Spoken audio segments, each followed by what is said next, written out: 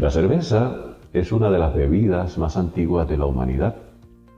Cuando se cultivaron los cereales por primera vez y se utilizaron como alimentos hace miles de años, se descubrió afortunadamente un producto secundario. Cuando los granos se mojaban, se fermentaban y ese proceso de fermentación dio lugar a un líquido agridulce que hoy conocemos como cerveza.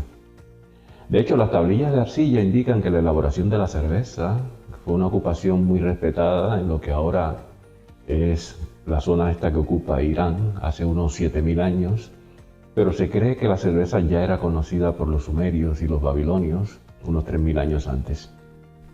En aquel entonces, la mayoría de los cerveceros, incluso habían cerveceros, eran gente muy respetada, incluso había mujeres que eran cerveceras. Pero hoy no hablaremos de historia de la cerveza, hablaremos de lo que ocurre en el proceso de elaboración de la cerveza, haciendo hincapié en aspectos que tienen que ver con la microbiología de la cerveza. De manera estricta, o hablando así rápidamente, la fermentación de la cerveza es un proceso microbiológico, es un monocultivo.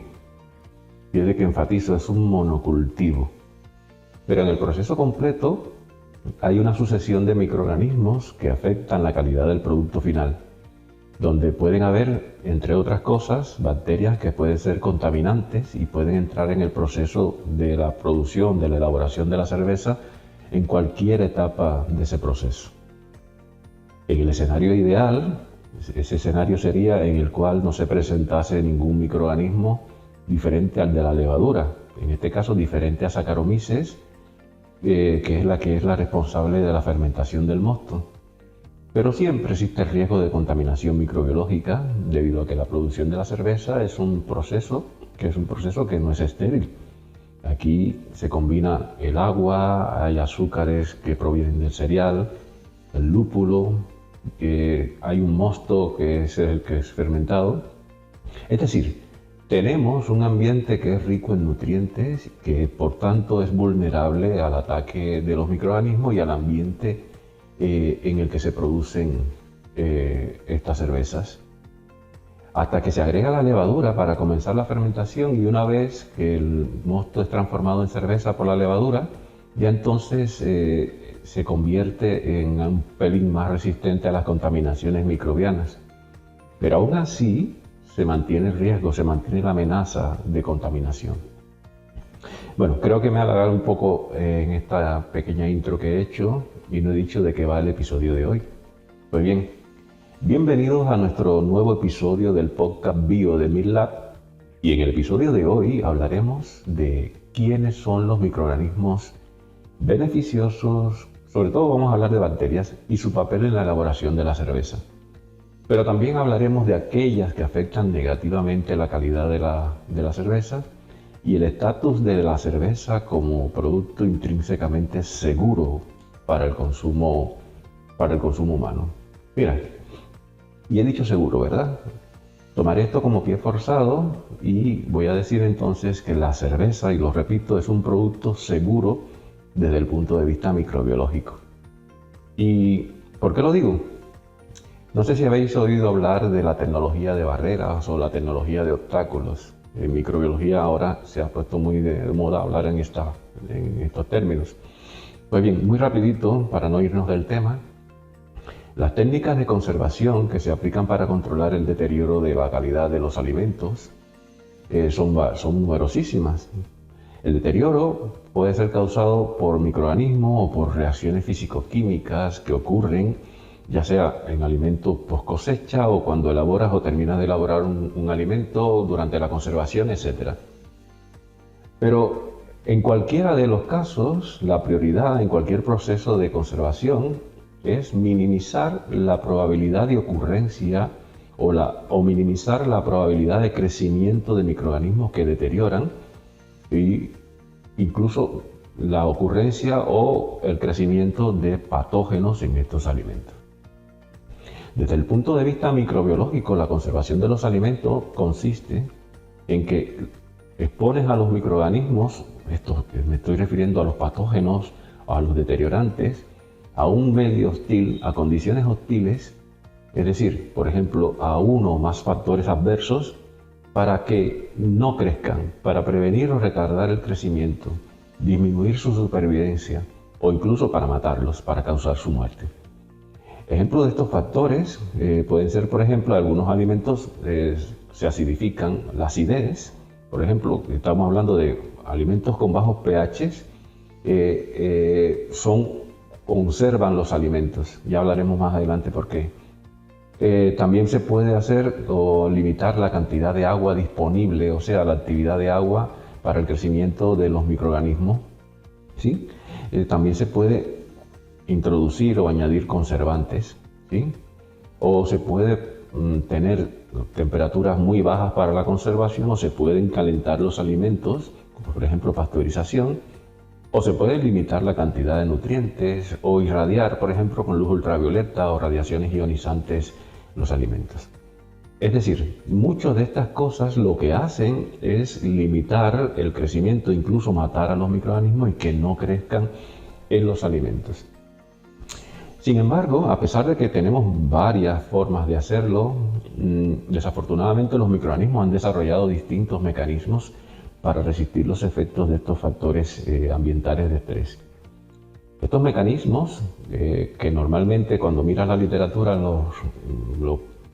están bajo el nombre o son denominados mecanismos homeostáticos, actúan para mantener relativamente las condiciones fisiológicas, las actividades fisiológicas claves importantes para los microorganismos, incluso aún cuando la célula está en condiciones, en un ambiente bastante hostil, ¿sí? O sea, normalmente estamos hablando de que los mecanismos homeostáticos es un mecanismo de supervivencia de las bacterias. Pero en algún momento, en otro episodio hablaremos de esto, de la homeostasis, de los mecanismos homeostáticos. En eso lo haremos en otro episodio. Por ahora lo que me interesa es terminar de conceptualizar la tecnología de barreras, ¿sí? La tecnología de obstáculos, que también mucha gente en otras literaturas te lo puedes encontrar como métodos combinados de conservación, procesos combinados de conservación o conservación por combinación, técnicas combinadas de conservación. Todo ese tipo de técnicas sencillamente se hacen referencia a lo mismo, a la técnica de los obstáculos, a la tecnología de barreras, ¿sí? En todo caso, la combinación deliberada, pero pensada, inteligente, de muchos tipos de tratamiento, consigue o puede hacer que los alimentos se mantengan con la calidad necesaria, con la inocuidad necesaria, ¿sí? Y entonces de esta manera podemos limitar las respuestas homeostáticas de los microorganismos y podemos mantener las características nutricionales y sensoriales de los alimentos. Pues bien, la cerveza es intrínsecamente resistente al crecimiento de los microorganismos deteriorantes y a patógenos. Patógenos, recuerden, son los que causan enfermedades debido a una combinación de factores inhibidores, obstáculos, vamos a llamarle de esa manera, como si fuera una carrera de obstáculos. La cerveza se presenta como una carrera en la cual hay varios tipos de obstáculos para los microorganismos que deterioran los alimentos. En este caso, la cerveza. La presencia de etanol es una de ellas. Recuerden que las cervezas pueden llegar a tener hasta un 10% de etanol. Las más normales, las que vemos normalmente en el mercado, tienen entre 3,5 y 5% de etanol. También hay otras barreras, por ejemplo, hay compuestos amargos del lúpulo que normalmente también tienen una actividad antimicrobiana. Hay bajos niveles de oxígeno en las cervezas, ¿sí? Y, entre comillas, como ya diremos más adelante, hay una supuesta falta de sustancias nutritivas. Todo eso lo que hace es proteger a la cerveza de la infección por la mayoría o por muchos tipos de microorganismos que normalmente son patógenos de alimentos. Si además de esto sumamos que hay otros factores, aparte de esto que hablamos de la cerveza impropia, de los factores intrínsecos de las cervezas, hay otros factores del proceso de elaboración de la cerveza que reducen el potencial de contaminación o de proliferación de las bacterias.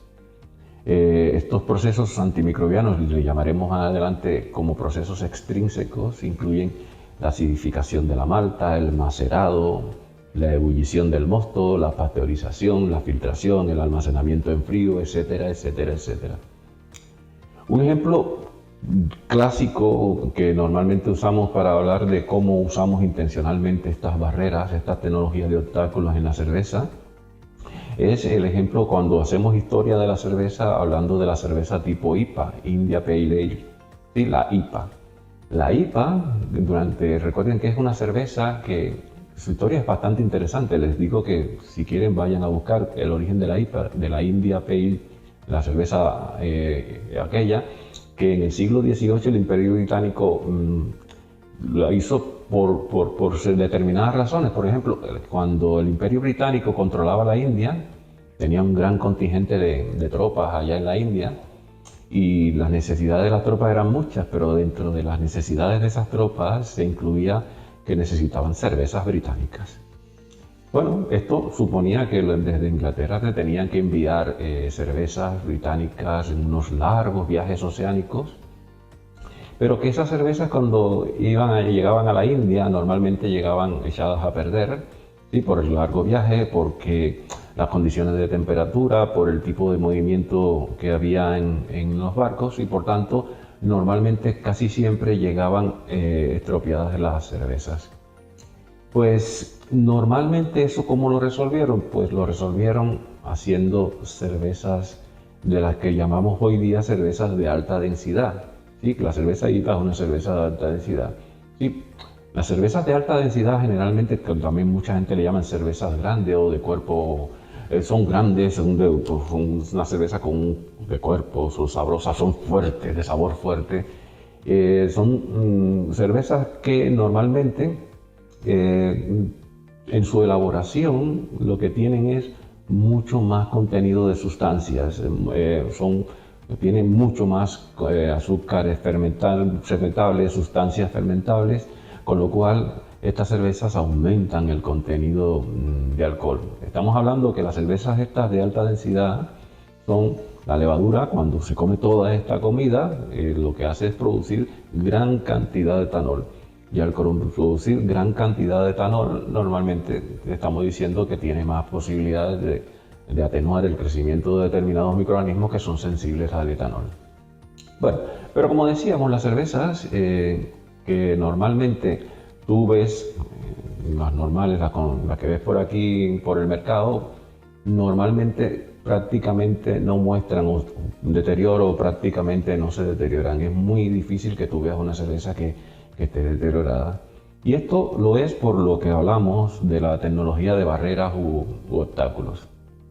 La cerveza normalmente, posiblemente si alguno de estos obstáculos o barreras falla, entonces es mucho más susceptible, más sensible a ser atacada por los microorganismos.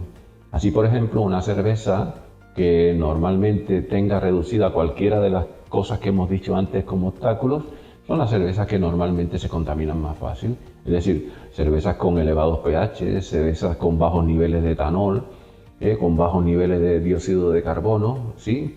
Aquellas cervezas que normalmente tú le añades mucho azúcar, es decir, las que tienen más contenido de nutrientes, también son propensas a deteriorarse. ¿Sí? Por tanto, normalmente tiene que ser que falle alguna de las barreras para que la cerveza entonces sea propensa a contaminarse con ciertos tipos de microorganismos. Barreras. Bueno, ya he mencionado una, el etanol. Sí, recuerden que hemos mencionado que hay muchos tipos de barreras, voy a mencionar algunas y así hablamos un poco de micro y de cómo se conserva la cerveza por sí sola. ¿Sí? Voy a empezar por el etanol. La conversión de cuando tú haces una cerveza, normalmente lo que ocurre en la cerveza es la conversión de carbohidratos a etanol, a alcohol. Sí, normalmente ya dije antes que las cervezas tienen entre 0,5 y un 10% de etanol y normalmente entre 3,5 y 5% de etanol. Entonces esto, ¿quién lo hace? Lo hacen las levaduras que están presentes, que lo que hacen es fermentar el mosto y al fermentar el mosto y producir etanol, ya tenemos aquí uno de los principales barreras, una de las principales obstáculos antimicrobianos para que crezcan microorganismos patógenos. En general, el etanol inhibe las funciones de las membranas, inactiva bacterias. ¿Por qué? Porque induce la fuga de nutrientes o la fuga de ciertas sustancias a través de la membrana celular. ¿Sí? De hecho, se ha visto que la exposición a un 5% de etanol en muchas de las bacterias típicamente patógenas, también hace que esa sensibilidad al etanol se convierta también en una sensibilidad a bajos pH. ¿Por qué? Porque permite un mayor paso de protones al citoplasma, dejando que las células bacterianas no sean capaces de mantener la homeostasis con respecto al pH. Es decir, hemos visto ya que el etanol por sí mismo puede tener ciertos efectos, pero ven que ya estamos combinando, ¿no? Que el etanol, si se combina con pH bajos, puede hacer que sea el efecto sinérgico mucho más antimicrobiano. Y en este caso la sinergia la hemos visto con los bajos pH, con pH bajos. Bueno, ya que hemos visto que el etanol hace que determinados microorganismos sean más sensibles al pH, pues hablemos de esa segunda barrera o obstáculo, ¿sí? Los bajos valores de pH presentes en la cerveza, ¿sí? Y que la mayoría de las cervezas tienen un pH relativamente bajo, lo tienen entre 3.4, 4.5, 4.8. Estos valores de pH normalmente, como hemos dicho, que lo que hacen es desestructurar la permeabilidad de la membrana. ¿Sí? Los bajos valores de pH, por ejemplo, facilitan o mejoran la entrada de ácidos orgánicos, sobre todo, sabe que los ácidos orgánicos son ácidos débiles, ¿sí? Y normalmente cuando estos ácidos orgánicos entran al interior de la célula, normalmente lo que hacen es acidificar el espacio intracelular, con lo cual se destruyen muchos sistemas enzimáticos, se reduce la absorción de nutrientes y al final las células, intentando recuperarse de este daño, pues va hacia un agotamiento metabólico y al final los microorganismos no pueden proliferar. En realidad, los microorganismos, cuando intentan mantener ese pH intracelular estable, lo estable, cuando digo estable, normalmente el citoplasma de los microorganismos tiene un pH cercano a la neutralidad, ¿sí? A pesar de que el espacio exterior tenga cualquier otro tipo de pH, lo que importa es que se mantenga el pH óptimo intracelular, y en eso se gasta mucha energía, en intentar mantener la homeostasis celular con respecto al pH.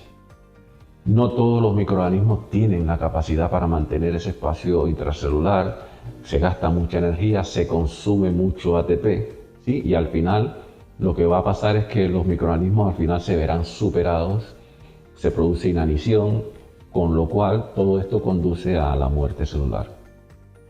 Si a todo esto le sumamos además la acción directa del bajo pH que tiene la cerveza y sus efectos sinérgicos con otras cosas, por ejemplo, ya antes dijimos que el alcohol hacía sinergia con el pH bajo, pero ahora voy a hacer otro ejemplo. Si este pH bajo sumamos que hace sinergia, por ejemplo, con las propiedades antimicrobianas de compuestos del lúpulo, ya que el lúpulo tiene mayor actividad antimicrobiana a pHs bajos, entonces es una barrera bastante importante para superar por los microorganismos patógenos. He dicho el lúpulo, ¿sí? Pues mire, hablamos del lúpulo y hablemos de esta barrera, del lúpulo como barrera para el crecimiento de los microorganismos. El lúpulo normalmente no se le añade a todos los tipos de cerveza, ¿sí? Pero a las que se le añade el lúpulo, principalmente es para impartirle a la cerveza un cierto amargor, ese aroma característico de la cerveza.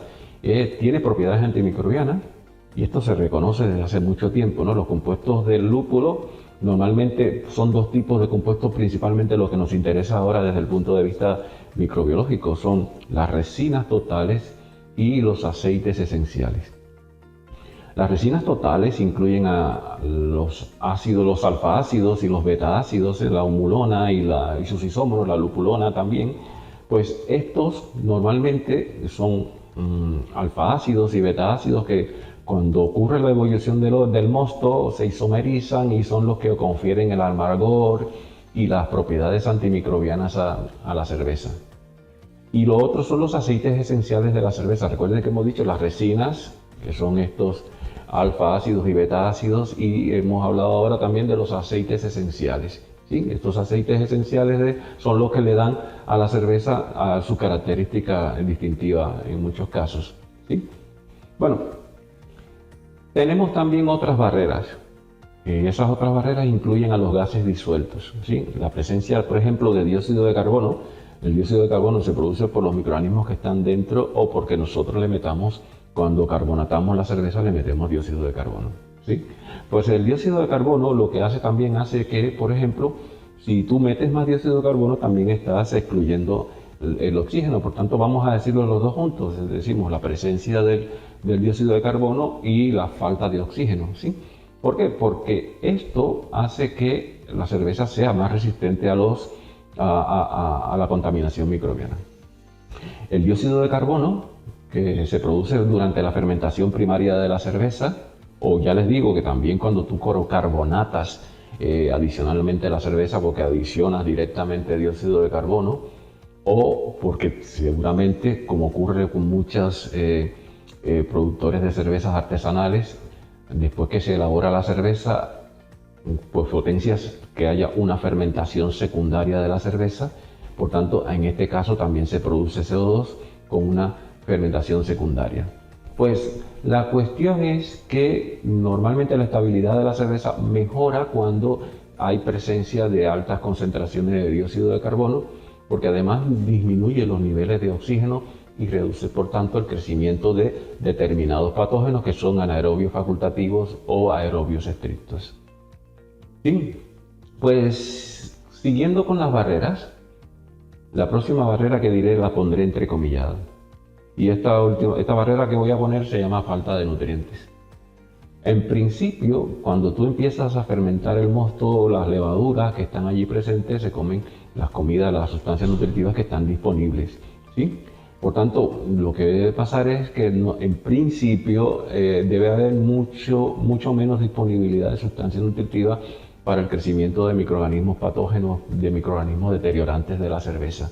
Estamos hablando de que debe haber mucho menos carbohidratos, posiblemente menos aminoácidos, posiblemente algunas vitaminas ya se conviertan en limitantes. ¿Sí? ¿Por qué? Porque como ocurre en muchas cervezas, muchas de estas cosas están por debajo de lo que necesita un patógeno para poder crecer sobre la cerveza. Pero en principio, yo digo que esto es entrecomillado porque en algún seminario, en algún otro episodio, hablaremos de algunos ambientes en los que viven los microorganismos y uno de los que mencionaremos será la oligotrofía y cómo viven en ambientes oligotróficos, cómo se adaptan a ambientes oligotróficos determinados microorganismos. Pero en general, las cervezas que están más atenuadas, es decir, aquellas con cantidades residuales de nutrientes, donde los nutrientes están en los mínimos, pues normalmente son menos propensas al deterioro por microorganismos.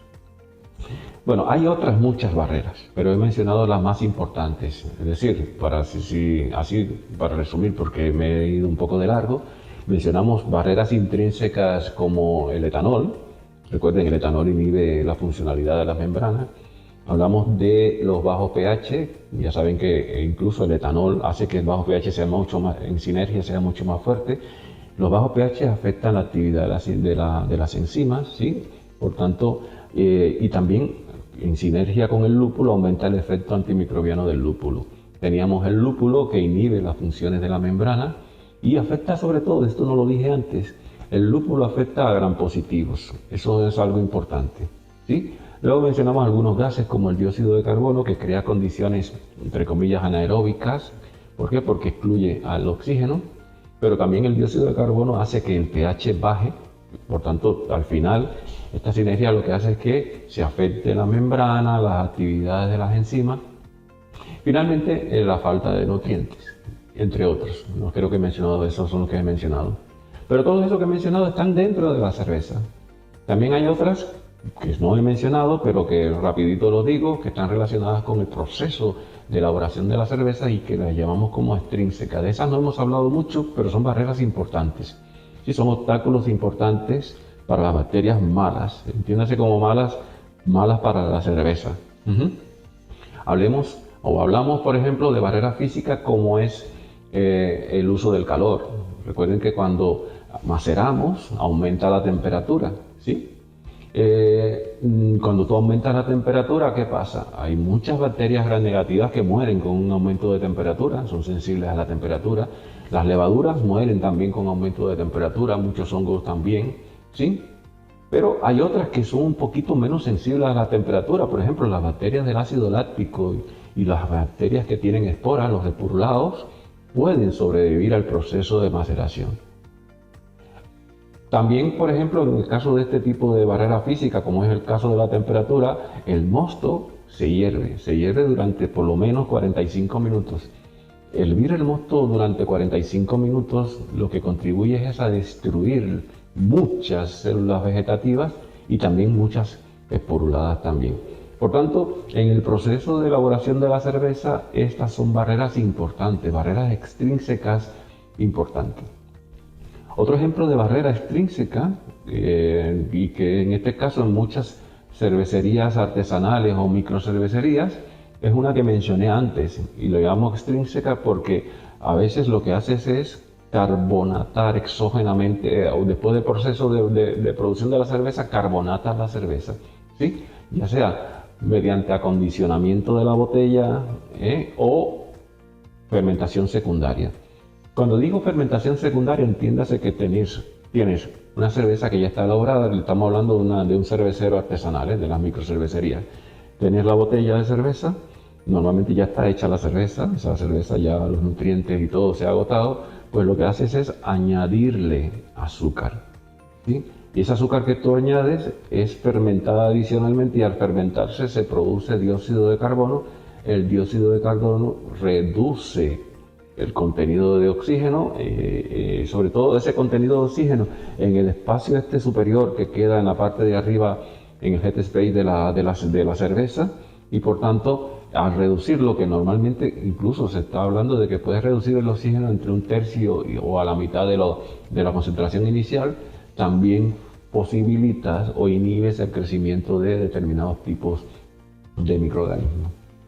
¿Qué otra podría ser? Mira, lo que pasa en las cervecerías, incluso en las industriales o en las caseras.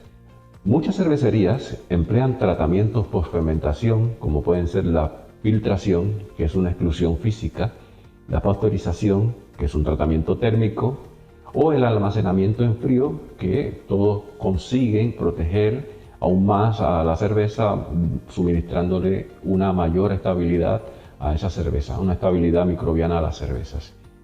Sin embargo, en muchas cervecerías, sobre todo en las más pequeñas como las microcervecerías, las cervecerías artesanales, no cuentan con todas estas condiciones y las cervezas que están almacenadas sin ser pasteurizadas ni filtradas, por lo cual se debe tener especial cuidado en garantizar los otros obstáculos intrínsecos que hemos mencionado antes.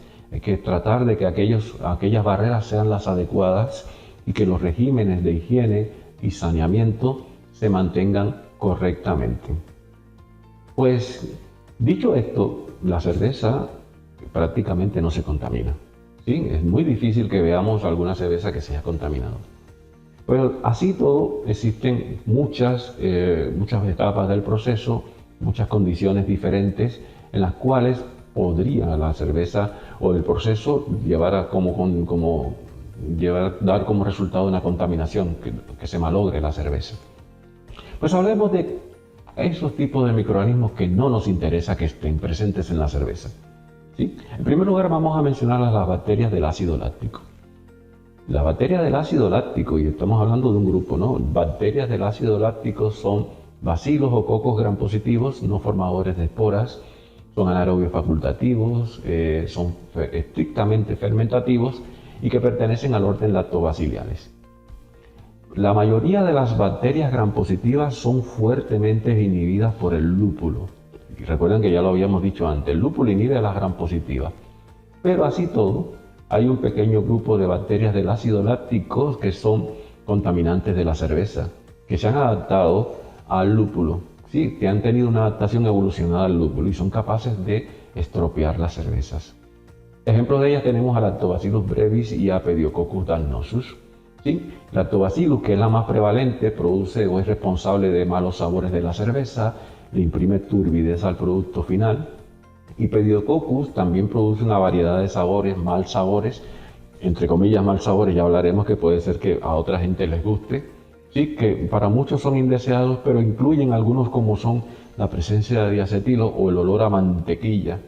Pero además muchas bacterias del ácido láctico producen exopolisacáridos.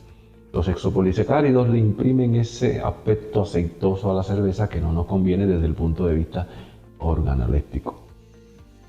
Hay otras que no queremos que estén, son las bacterias del ácido acético. ¿Sí? Las bacterias de este grupo deterioran la cerveza porque transforman el etanol a acetato, con lo cual se consigue que las cervezas tengan un cierto sabor avinagrado. Dentro de las bacterias acéticas que deterioran la cerveza destacan los géneros Acetobacter y Gluconobacter. De hecho, normalmente estos géneros, el Acetobacter y el Gluconobacter, pueden crecer en medios muy ácidos y con alta concentración o cantidad de etanol. Estamos diciendo que de las condiciones intrínsecas que vimos antes, como son la acidez y la presencia de etanol, estos dos géneros, Acetobacter y Gluconobacter, se saltan estas barreras. ¿Sí? Pero con la tecnología actual, prácticamente estos géneros no están, a pesar de que son géneros que son resistentes incluso a los compuestos, a los alfa-ácidos del lúpulo incluso. ¿Sí? Con la tecnología actual se dan muy pocos casos de contaminaciones con este tipo de bacterias. ¿Por qué? Porque las cervezas normalmente cuando están siendo maduradas, el oxígeno normalmente puede ser un factor limitante para este tipo de bacterias que son generalmente aerobias estrictas. Una barrera importante que hemos mencionado antes. Tampoco queremos a las enterobacteriaceae. Recordemos que las enterobacteriaceae son una familia de bacterias anaerobias facultativas, son gram negativas, son bacilos gram negativos, que normalmente incluyen a especies como Citrobacter, Enterobacter, Escherichia, Klebsiella, Salmonella, Serratia, Shigella, etcétera, etcétera, etcétera. Sin embargo, no todas pueden o están presentes. Hay un muy pequeño número de enterobacteriaceae que se asocian ocasionalmente con la industria cervecera. Es el caso, por ejemplo, de Obesubacterium. Incluso el nombre lo dice, Obesum bacterium. Obesubacterium proteus. También puede estar Ranella y algunos Citrobacter como el Friendly.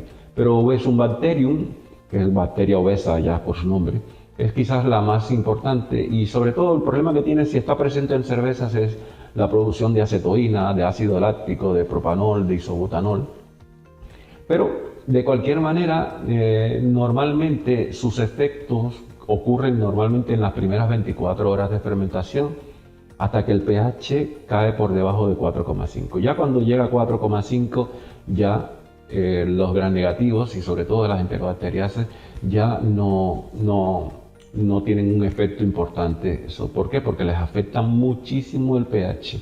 Pero además, a la vez que el pH ha bajado, también se ha aumentado la producción de etanol. Por tanto, después de las 24 horas, prácticamente no quedan enterobacteriaceae en estas cervezas. Pues en fin, hay otros contaminantes. Sí, hay Pectinatus, Megafera, Simomonas, hay muchos otros tipos de contaminantes, pero estos contaminantes que son contaminantes indeseados no son tan frecuentes.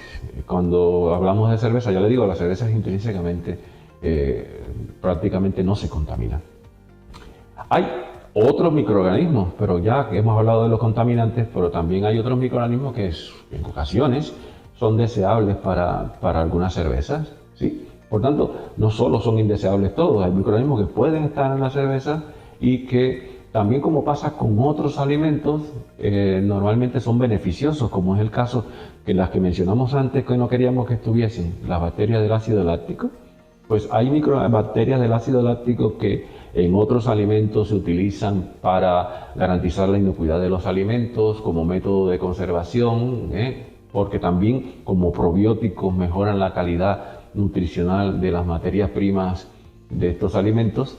También en cervezas, muchas de estas bacterias del ácido láctico tienen un papel muy importante en la producción de determinados tipos de cerveza, ¿sí? Por ejemplo, hay cervezas que necesitan o que llevan en su proceso la producción de una malta, la malta se acidifique, una malta acidulada, ¿sí? Este es el estilo de cerveza, por ejemplo, la Berliner Weisser, la Berliner de Berlín, Weisser, que es la conocida como el champán del norte, la Weiser. Es un estilo de cerveza que, ya les digo, es alemana, pues se elabora con trigo y se caracteriza porque tiene un sabor a ácido láctico. Es una cerveza ácida, refrescante, con un muy bajo contenido de alcohol. La otra cerveza que también es bastante ácida y lo es por la presencia de este tipo de bacterias de ácido láctico es la Lambic, una cerveza de trigo y cebada de tipo Lambic que normalmente se produce en Bruselas. Es un tipo de cerveza que se caracteriza porque su fermentación es una fermentación espontánea, está en el lugar donde se produce, normalmente no se añade un inóculo profeso, sino que de las barricas, del techo, del ambiente, existen unos microorganismos que de manera natural fermentan la cerveza. Hay levaduras que están allí, que fermentan la cerveza, pero también hay bacterias del ácido láctico que cuando están en contacto con el mosto y con las levaduras que están presentes allí producen ese sabor y ese pH de la cerveza termina con bajar, acidificarse y por tanto normalmente da esa característica única de ese tipo de cerveza de tipo Lambic. De hecho, cuando tienes una denominación de origen como esta, normalmente no se vale con que tú acidifiques con ácidos puros, con ácido láctico de laboratorio, industrial, el mosto o la cerveza. Tiene que ser una cerveza por las legislaciones que hay, que sea acidificada de manera espontánea por microorganismos autóctonos del lugar, de ese sitio donde se produce la cerveza de tipo Lambic. Es decir, estamos diciendo que nosotros tenemos unas cervezas que a veces prefieren que estén contaminadas con bacterias del ácido láctico y seguramente lo hacen porque mejoran muchísimas cosas. Por ejemplo, muchas de estas enzimas, muchas de estas bacterias al acidificar el mosto normalmente contribuyen al macerado, contribuyen a activar determinadas enzimas que también, por ejemplo, las fosfatasas ácidas trabajan mejor cuando el pH es bajo. Contribuyen a mejorar la disponibilidad de nutrientes. A pHs bajos hay mucha más biodisponibilidad del zinc y el zinc es un metal que es más disponible a pHs bajos y por tanto las levaduras aumentan la productividad de etanol si tienen presencia de zinc, más disponibilidad de zinc. ¿Sí? Normalmente tienes baja la sensibilidad al oxígeno cuando el pH es bajo. La fermentación que ocurre por las levaduras es mejor cuando el pH es bajo. Las filtraciones de los productos es mejor cuando el pH es bajo. Es decir, hay muchas cosas que mejoran cuando bajan el pH, este tipo de microorganismos que están presentes y especialmente las bacterias del ácido láctico. He dicho pH y que baje el pH. También el pH las bajan también las bacterias del ácido acético y que antes habíamos dicho que no queríamos que estuviesen. Pues en algunos tipos de cerveza, como la mencionada cerveza Lambic, también realmente ya se está potenciando la presencia de determinadas cervezas, bacterias del ácido acético. ¿Por qué? Porque también pueden provocar un determinado sabor agrio que es típico de determinados tipos de zonas. Hay muchas cervezas que tienen un determinado olor a ocre, determinados tipos de cervezas, cervezas agrias, las hacen más complejas. Se producen determinados tipos de ésteres que también mejoran y dan denominación de origen a este tipo de cervezas. He mirado el reloj porque no sé si me he alargado mucho, pero bueno, resumiendo. La cerveza es generalmente reconocida como un producto desde el punto de vista microbiológico bastante estable. Esta estabilidad se debe a varios obstáculos que se le ponen con la cerveza desde el punto a los microorganismos, a los potenciales patógenos, bajo pH, contenido bajo oxígeno, contenido de dióxido de carbono, la adición de lúpulo. Sin embargo, estos obstáculos tienen un poder limitado para controlar a los microorganismos perjudiciales si están presentes. La contaminación por estos microorganismos puede originarse ya sea en la materia prima, pueden estar en el ambiente de producción o introducirse mediante el uso de determinados ingredientes, que hoy día ya es común introducir determinados ingredientes aromatizantes en una etapa del proceso. Pues bien, nosotros lo dejaremos hasta aquí. Creo que ha quedado claro que la cerveza se protege a sí misma. En siguientes episodios podríamos hablar de los métodos de detección de estos contaminantes, de tipos de medios de cultivo que se utilizan para hacerlo y técnicas más modernas para detectar estos tipos de contaminantes. Así que lo pausaremos aquí el tema de la cerveza y sus microorganismos. Los invito a visitar nuestras micronotas en las páginas dedicadas a esto aquí en MILLab. Y les saludo. Nos vemos en próximos episodios de nuestro podcast Bio. Así que adiós, adiós.